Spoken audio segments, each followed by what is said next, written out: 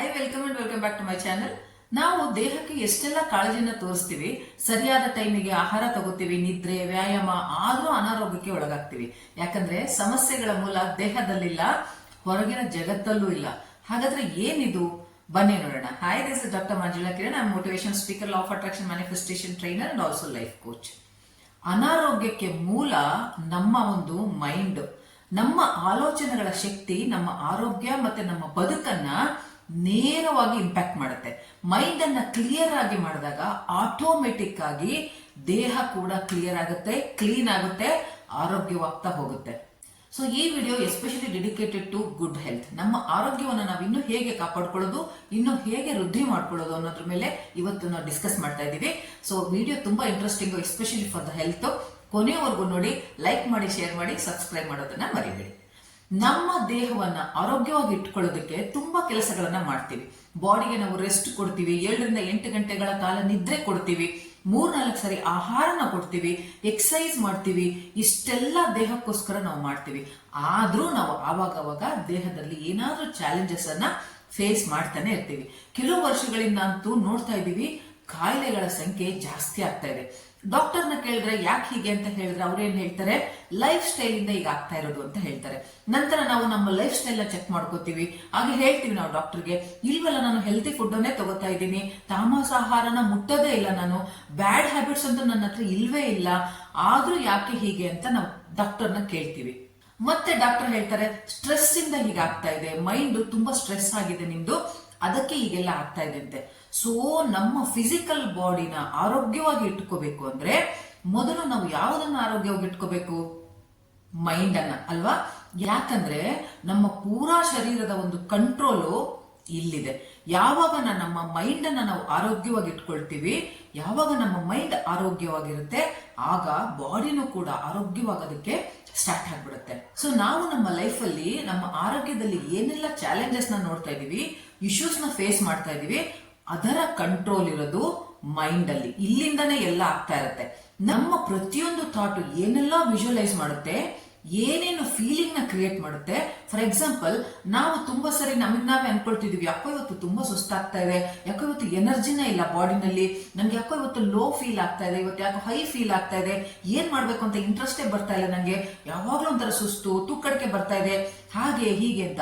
ಇದೆಲ್ಲ ನಮ್ಮ feeling start ಆಗೋದು ನಮ್ಮ ಥಾಟ್ ಇಂದ. ಸೊ ಮೊಟ್ಟ ಮೊದಲು ನಮ್ಮ ಥಾಟ್ ಕ್ರಿಯೇಟ್ ಮಾಡೋದು ಫೀಲಿಂಗ್ಸ್ ಅನ್ನ, ಅಂದ್ರೆ ಭಾವನೆಗಳನ್ನ. ಎರಡನೇದು, ನಮ್ಮ ಪ್ರತಿಯೊಂದು ಥಾಟು ನಮ್ಮ ಬಾಡಿಯಲ್ಲಿರೋ ಪ್ರತಿಯೊಂದು ಸೆಲ್ಗೂ ಹೋಗಿ ರೀಚ್ ಆಗ್ಬಿಡುತ್ತೆ. ನೀವು ವಿಜುವಲೈಸ್ ಮಾಡಿ, ನಾನಿವತ್ತು ತುಂಬಾ ಹೈ ಎನರ್ಜೆಟಿಕ್ ಆಗಿದ್ದೀನಿ, ನಾನಿವತ್ತು ತುಂಬಾ ಹ್ಯಾಪಿ ಆಗಿದ್ದೀನಿ, ನನಗೊಂದು ಸ್ವಲ್ಪನೂ ಸುಸ್ತಾಗ್ತಾ ಇಲ್ಲ, ನಾನು ಎಷ್ಟು ಆರಾಮಾಗಿದ್ದೀನಿ, ಆರೋಗ್ಯವಂತವಾಗಿದ್ದೀನಿ ಅಂತ. ಆ ಒಂದು ವೈಬ್ರೇಷನ್ ಇಡೀ ಬಾಡಿಯಲ್ಲಿ ರೇಡಿಯೇಟ್ ಆಗುತ್ತೆ, ಸ್ಪ್ರೆಡ್ ಆಗುತ್ತೆ.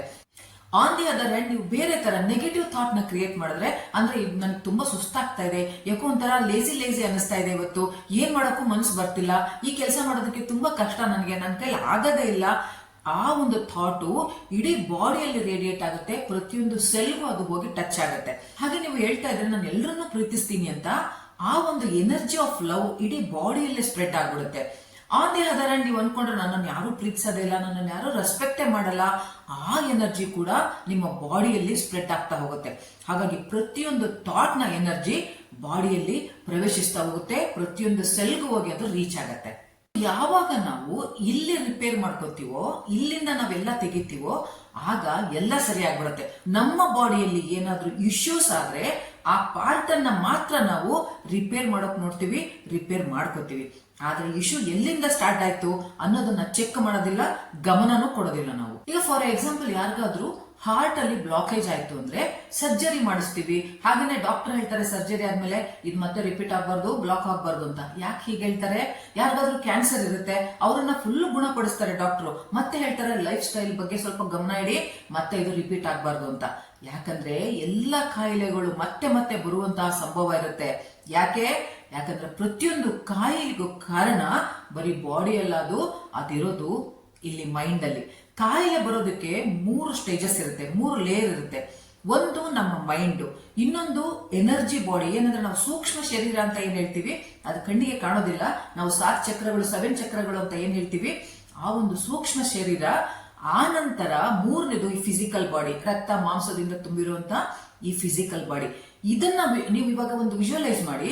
ಮೊದಲು ಮೈಂಡ್ ಅಂದ್ರೆ ಆತ್ಮ, ಆಮೇಲೆ ಎನರ್ಜಿ, ಆಮೇಲೆ ಫಿಸಿಕಲ್ ಬಾಡಿ. ಸೊ ನಾವು ಯಾವ ಯಾವ ಮಾತನ್ನ ಮೈಂಡ್ ಅಲ್ಲಿ ಹಿಡಿದಿಟ್ಕೊಳ್ತೀವಿ, ಯಾವ ಕ್ವಾಲಿಟಿಯ ಥಾಟ್ಸ್ ಇರುತ್ತೆ ನಮ್ಮ ಮೈಂಡ್ ಅಲ್ಲಿ, ಯಾವುದನ್ನ ವಿಜುವಲೈಸ್ ಮಾಡ್ತಾ ಇರ್ತೀವಿ ಇಡೀ ದಿನ, ಅದರ ಮೇಲೆ ನಮ್ಮ ಆರೋಗ್ಯ ಡಿಪೆಂಡ್ ಆಗಿರುತ್ತೆ. ಕೆಲವರು ಯಾವಾಗ್ಲೂ ಅರ್ಜೆಂಟ್ ಅಲ್ಲಿ ಇರ್ತಾರೆ, ಬರೀ ಹರಿಬರಿ ಅವ್ರಿಗೆ ಬೇಗ ಬೇಗ ತಿಂಡಿ ಆಯ್ತಾ, ಊಟ ಆಯ್ತಾ, ನಮ್ಗೆ ಹೋಗ್ಬೇಕು, ಟೈಮ್ ಇಲ್ಲ, ಗಾಡಿ ಸ್ಟಾರ್ಟ್ ಆಗ್ತಿಲ್ಲ, ದಾಟ್ ದಿಸ್, ಯಾವಾಗ್ಲೂ ಈ ತರ ಕೋಪ, ಒಂಥರ ಏನಂತಾರೆ ಇದಕ್ಕೆ, ಗಡಿಬಿಡಿ ಅಥವಾ ಇರಿಟೇಟ್ ಆಗ್ತಾ ಇರೋದು. ಇನ್ನೊಂದು ಸೆಟ್ ಆಫ್ ಪೀಪಲ್ ಇರ್ತಾರೆ, ಅವ್ರು ಯಾವಾಗ್ಲೂ ಕಂಪ್ಲೇಂಟ್, ಅದ್ಯಾಕ್ ಹಂಗಿದೆ, ಇದ್ಯಾಕ್ ಹಿಂಗಿದೆ, ಅದನ್ಯಾಕ್ ಸರಿ ಮಾಡಿಲ್ಲ, ಇದನ್ಯಾಕ್ ಸರಿ ಮಾಡಿಲ್ಲ, ಬರೀ ಇದೇ ಅವ್ರಿಗೆ ಓಡ್ತಾ ಇರುತ್ತೆ ಮೈಂಡ್ ಅಲ್ಲಿ. ಇಡೀ ದಿನ ಅವ್ರು ಇದನ್ನೇ ಥಿಂಕ್ ಮಾಡ್ತಾ ಇರ್ತಾರೆ. ನಾವು ಎಷ್ಟು ಸರಿ ಬೇಗ ಬೇಗ ಆಗ್ಬೇಕು, ಟೈಮ್ ಇಲ್ಲ, ಅದ್ಯಾಕ್ ಹಂಗಿದೆ, ಇದ್ಯಾಕ್ ಹಿಂಗಿದೆ ಅಂತ ಕಂಪ್ಲೇಂಟ್ ಮಾಡ್ತಾ ಇರ್ತೀವಿ, ಅರ್ಜೆಂಟ್ ಅಲ್ಲಿ ಇರ್ತೀವಿ.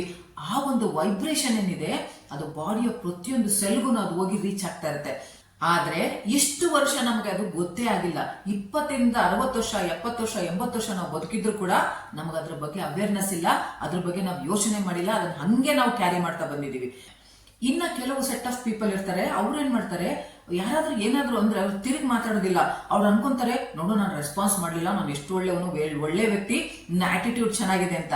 ಆದ್ರೆ ಮೈಂಡ್ ಅಲ್ಲಿ ಇಟ್ಟುಕೊಂಡು ಅದನ್ನ ಬೇರೆಯವ್ರಿಗೆ ಕೆಟ್ಟದಾಗಿ ಯೋಚನೆ ಮಾಡೋದು, ಶಾಪ ಹಾಕೋದು, ನೆಗೆಟಿವ್ ಆಗಿ ಮಾತಾಡೋದು, ಹೀಗೆ ಎಷ್ಟು ವರ್ಷಗಳಿಂದ ಮಾಡ್ತಾ ಬಂದಿದ್ದಾರೆ ಅಂದ್ರೆ ಅವ್ರಿಗೆ ಗೊತ್ತಿಲ್ಲ ಅದು. ಆ ಒಂದು ನೆಗೆಟಿವ್ ಎನರ್ಜಿ ಏನಿದೆ ಅದು ಬೇರೆಯವ್ರನ್ನ ಹಾಳು ಮಾಡಲ್ಲ. ನೀವು ಮನಸ್ಸಲ್ಲೇ, ನೀವು ಮೈಂಡ್ ಅಲ್ಲಿ ನೀವು ಬೈಕೊಂತ ಇದ್ರೆ ಬೇರೆಯವ್ರಿಗೆ ಅದೇನು ಹಾನಿ ಆಗಲ್ಲ. ಆ ಒಂದು ನೆಗೆಟಿವಿಟಿ ಇರುತ್ತಲ್ಲ, ಅದು ನಿಮ್ಮನ್ನೇ ತಿಂತಾ ಬರುತ್ತೆ, ನಿಮ್ಮ ಬಾಡಿಯನ್ನೇ ತಿಂತಾ ಬರುತ್ತೆ. ಸೊ ಬ್ಲಾಕೇಜಸ್ ಆಗಿರ್ಲಿ, ಟ್ಯೂಮರ್ ಆಗಿರ್ಲಿ, ಮೊದಲು ಸ್ಟಾರ್ಟ್ ಆಗೋದು ಇಲ್ಲಿಂದ. ನಂತರ ಅದರ ವೈಬ್ರೇಷನ್ ಎನರ್ಜಿ ಬಾಡಿಯನ್ನ ಪ್ರವೇಶ ಮಾಡುತ್ತೆ. ನಂತರ ಹಲವು ವರ್ಷಗಳ ಮೇಲೆ ಅದು ಕಾಯಿಲೆ ರೂಪದಲ್ಲಿ ಈ ಒಂದು ಫಿಸಿಕಲ್ ಬಾಡಿಯಲ್ಲಿ ಕ್ರಿಯೇಟ್ ಆಗ್ಬಿಡುತ್ತೆ. ಈ ಒಂದು 3 ಸ್ಟೇಜಸ್ ನ ದಾಟಿ ಬಂದ ನಂತರ ನಾವು ಅದಕ್ಕೆ ಹೇಳ್ತೀವಿ ಕಾಯಿಲೆ ಅಂತ. ಆವಾಗ ನಾವು ಡಾಕ್ಟರ್ ಹತ್ರ ಹೋಗ್ತೀವಿ, ಡಾಕ್ಟರ್ ಟ್ರೀಟ್ಮೆಂಟ್ ಕೊಡ್ತಾರೆ. 3rd ಸ್ಟೇಜ್ ಅಲ್ಲಿ ಇರುತ್ತಲ್ಲ, ಅದು ಈ ಫಿಸಿಕಲ್ ಬಾಡಿನಲ್ಲಿ ಇರುತ್ತಲ್ಲ, ಅದನ್ನ ಗುಣ ಮಾಡ್ತಾರೆ, ಅದಕ್ಕೆ ಅವರು ಟ್ರೀಟ್ಮೆಂಟ್ ಕೊಡ್ತಾರೆ. ಆದ್ರೆ 2 ಬಾಡಿ ಸ್ಟೇಜ್ ಅಲ್ಲಿ ಇರುತ್ತಲ್ಲ, ಅದು ಮೈಂಡ್ ಮತ್ತೆ ಎನರ್ಜಿ ಬಾಡಿನಲ್ಲಿ ಇರೋದು, ಅದು ಹಾಗೆ ಉಳ್ಕೊಂಡ್ಬಿಡುತ್ತೆ. ಈಗ ನಾವು ಅದನ್ನ ಕ್ಲೀನ್ ಮಾಡ್ಲಿಲ್ಲ ಅಂದ್ರೆ ಏನಾಗುತ್ತೆ, ಆ ಒಂದು ಬ್ಲಾಕೇಜು ಮೈಂಡ್ ಮತ್ತೆ ಎನರ್ಜಿ ಬಾಡಿಯಲ್ಲಿ ಇರೋದು ಹಾಗೆ ಉಳ್ಕೊಂಡಿರುತ್ತಲ್ಲ, ಕೆಲವು ವರ್ಷಗಳ ನಂತರ ಮತ್ತೆ ಈ ಫಿಸಿಕಲ್ ಬಾಡಿನಲ್ಲಿ ಅದು ಕಾಣಿಸ್ಕೊಳ್ಳೋದಕ್ಕೆ ಸ್ಟಾರ್ಟ್ ಆಗುತ್ತೆ. ಹೇಳ್ತೀವಿ, ಅರೆ ಮತ್ತೆ ಕಾಯಿಲೆ ಬಂತಲ್ವಾ, ನಾನು ಹುಷಾರ್ ಮಾಡ್ಕೊಂಡಿದ್ದೆ, ಡಾಕ್ಟರ್ ಆರಾಮಾಗಿದೆ ಅಂತ ಹೇಳಿದ್ರು ಅಂತ. ಯಾಕೆ ಹೇಳಿ, 2 ಬಾಡಿನಲ್ಲಿ ಅದು ಹಂಗೆ ಇರುತ್ತೆ, ಎನರ್ಜಿ ಬಾಡಿ ಮತ್ತೆ ನಿಮ್ಮ ಮೈಂಡ್ ಅಲ್ಲಿ ಅದು ಹಂಗೆ ಉಳ್ಕೊಂಡಿರುತ್ತೆ. ಸೊ ಡಾಕ್ಟರ್ ಕೊಡೋ ಮೆಡಿಸಿನ್ ಫಿಸಿಕಲ್ ಬಾಡಿಯಿಂದ ಕಾಯಿಲೆನ ಆಚೆ ಹಾಕುತ್ತೆ ಹೊರತು ಇಲ್ಲಿಂದ ಆಚೆ ಹಾಕಲ್ಲ. ಇಲ್ಲಿಂದ ತೆಗೆಯೋದು ಯಾರ ಕೆಲಸ? ಅದು ಡಾಕ್ಟರ್ ಕೆಲಸನ, ನಮ್ ಕೆಲಸನ? ಅಥವಾ ನಮ್ಗೆ ಕೆಟ್ಟದಾಗಿ ಮಾತಾಡಿ ನಮ್ಗೆ ಮನಸ್ಸಿಗೆ ಬೇಜಾರು ಮಾಡಿರ್ತಾರಲ್ಲ, ಅವ್ರು ನನಗೆ ಕೆಟ್ಟದಾಗಿ ಮಾತಾಡಿದ್ರು, ಅದನ್ನೆಲ್ಲ ನಾವು ಇಲ್ಲಿವರೆಗೂ ಅದನ್ನ ಹೊತ್ಕೊಂಡು ಕ್ಯಾರಿ ಮಾಡ್ಕೊಂಡು ಇಲ್ಲಿ ಇಟ್ಕೊಂಡು ಕುತ್ಕೊಂಡ್ಬಿಟ್ಟಿದೀವಿ. ನೀವೇ ಹೇಳಿ, ಅದನ್ನ ಹಿಡ್ಕೊಂಡು ಕೂತ್ಕೊಳ್ಳೋದು ಈಸಿನಾ ಅಥವಾ ಬಿಟ್ಟು ಬಿಡೋದು ಈಸಿನಾ ಅಂತ. ಫಾರ್ ಎಕ್ಸಾಂಪಲ್, ನಮ್ಮ ಮುಷ್ಟಿಯನ್ನ ಗಟ್ಟಿಗೆ ಒಂದು ಮುಷ್ಟಿ ಈ ತರ ಬಿಗಿ ಮಾಡ್ಕೊಳ್ಳಿ. ಇವಾಗ ನಾನು ಹೇಳುವಾಗ್ಲೇನೆ ಗಟ್ಟಿಗೆ ಬಿಡಿ ಮಾಡ್ಕೊಳ್ಳಿ. ಎಷ್ಟೊತ್ತಿರ್ತೀರ ಈ ತರ ಬಿಟ್ಬಿಡಿ. ಇದು ನ್ಯಾಚುರಲ್. ಟೈಟ್ ಆಗಿ ಇಟ್ಕೊಂಡಿರೋದು ನ್ಯಾಚುರಲ್ ಅಲ್ಲ. ಈಗ ಆರಾಮಾಗಿರ್ತೀವಲ್ಲ, ಇದು ನ್ಯಾಚುರಲ್. ಮೆಡಿಟೇಷನ್ ಮಾಡುವಾಗ ಅರ್ಧ ಗಂಟೆ ಕುತ್ಕೊಳ್ಳಿ ಅಂದ್ರೆ ವರ್ಕ್ಶಾಪ್ ಅಲ್ಲಿ ಅಲ್ಲಾಡ್ತಿರ್ತಾರೆ ನನ್ನ ಸ್ಟೂಡೆಂಟ್ಸ್, ಆಗ್ತಾ ಇಲ್ಲ ಮ್ಯಾಮ್, ಕಾಲ್ ನೋಯ್ತಾ ಇದೆ, ಕೈ ನೋಯ್ತಾ ಇದೆ ಅಂತ. ಆದ್ರೆ ಈ ಒಂದು ನೆಗೆಟಿವ್ ಥಾಟ್ಸ್ ಅನ್ನ, ಈ ಒಂದು ನೆಗೆಟಿವ್ ಮೆಮೊರೀಸ್ ಅನ್ನ ಇಲ್ಲಿ ನಾವು ವರ್ಷಾನ್ಗಂಟ್ಲೆ ಇಟ್ಕೊಂಡ್ ಬಂದಿದೀವಿ. ಅದನ್ನ ಬಿಡೋದಕ್ಕೆ ನಾವು ರೆಡಿ ಇಲ್ಲ. ಆ ನೆಗೆಟಿವಿಟಿ ಏನಿದೆ ನಮ್ಮ ಬಾಡಿಯಲ್ಲಿ ಸ್ಪ್ರೆಡ್ ಆಗ್ತಾನೆ ಬಂದಿದೆ. ಆ ನೆಗೆಟಿವ್ ಸ್ಪ್ರೆಡ್ ಆಗಿ ಅದು ಇಂಪ್ಯಾಕ್ಟ್ ಆಗಿರೋದಕ್ಕೆ ಕಾಯಿಲೆಗಳು ಉಟ್ಕೊಳ್ತಾ ಇದೆ. ಅವಾಗ ಇಲ್ಲಿಂದ ನೆಗೆಟಿವಿಟಿನ ನೀವು ಬಿಟ್ಬಿಡ್ತೀರಾ, ಆಗ ಇಲ್ಲಿ ಅದಕ್ಕದೇ ರಿಲ್ಯಾಕ್ಸ್ ಆಗ್ಬಿಡುತ್ತೆ, ಲೈಟ್ ಆಗ್ಬಿಡುತ್ತೆ, ಆರೋಗ್ಯವಾಗ್ಬಿಡುತ್ತೆ. ಸೊ ನಾವು ನಮ್ಮ ಬಾಡಿಯನ್ನ ಆರೋಗ್ಯವಾಗಿ ಇಟ್ಕೋಬೇಕು ಅಂದ್ರೆ ಇಲ್ಲಿಂದ ಎಲ್ಲ ನೆಗೆಟಿವಿಟಿನ, ಎಲ್ಲ ಬ್ಲಾಕೇಜಸ್ ಅನ್ನ, ಎಲ್ಲ ಒಂದು ನೆಗೆಟಿವ್ ಬ್ಯಾಗೇಜಸ್ ಅನ್ನ ಆಚೆ ಬಿಡಬೇಕು. ಎಲ್ಲಿವರೆಗೂ ನಾವು ಲೋಡ್ ಅನ್ನ ಇಲ್ಲೇ ಹಿಡ್ಕೊಂಡಿರ್ತೀವಿ, ಅವಾಗ ಇದು ಹೆಲ್ತಿ ಆಗಿರೋಕೆ ಸಾಧ್ಯನೇ ಇಲ್ಲ.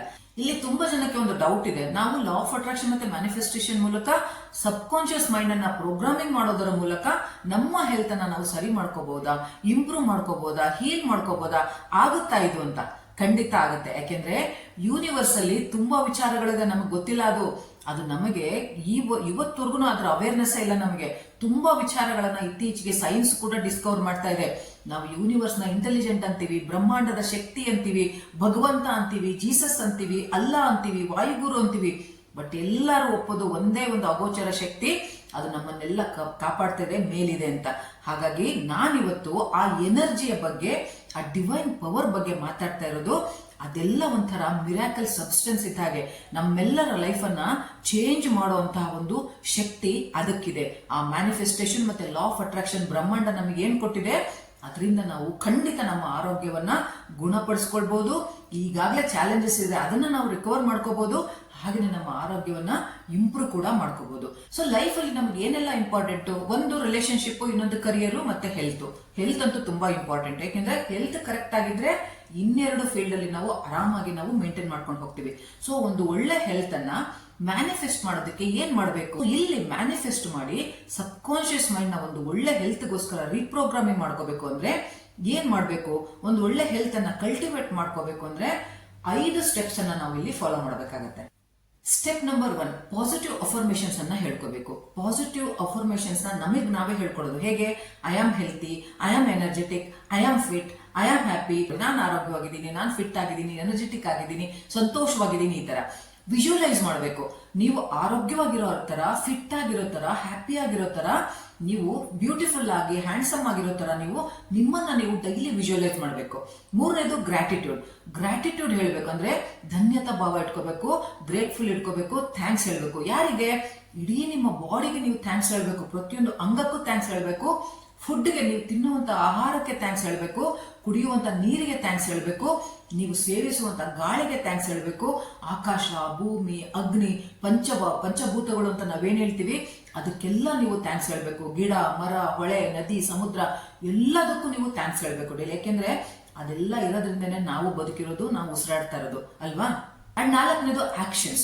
ಆಕ್ಷನ್ಸ್ ಅಂದ್ರೆ ಫಿಸಿಕಲ್ ಎಕ್ಸರ್ಸೈಸ್ ಮಾಡಬೇಕು. ಫಿಸಿಕಲ್ ಎಕ್ಸರ್ಸೈಸ್ ಅಂದ್ರೆ ಯೋಗ ಮಾಡಬಹುದು, ಜಾಗಿಂಗ್ ಮಾಡಬಹುದು, ವಾಕಿಂಗ್ ಮಾಡಬಹುದು, ಜಿಮ್ ಮಾಡಬಹುದು, ಹೀಗೆ. ಅಂಡ್ 5ನೇದು ಲೆಟ್ ಗೋ ನೆಗೆಟಿವ್ ಥಾಟ್ಸ್.